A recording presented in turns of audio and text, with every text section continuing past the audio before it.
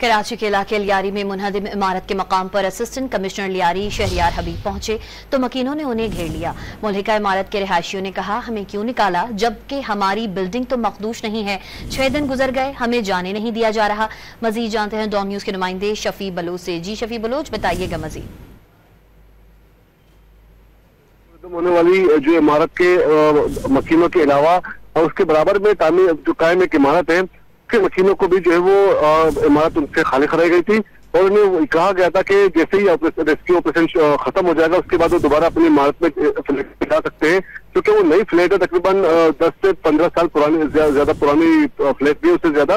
लेकिन मकीन जो है वो असिस्टेंट कमिश्नर हबीब शहरियार हबीब जैसे ही वहां पर पहुंच तो इलाका मकीनों ने उन्हें घेर लिया और बताया कि ये फ्लैट जो कि बिल्कुल सही हालत में है, अगर ये फ्लैट मखदूश है, रिहायश के काबिल नहीं है, तो उन्हें बताया जाता कि ये अपना फ्लैट बिल्कुल मुस्तकिल तौर पर वहां से छोड़ दे।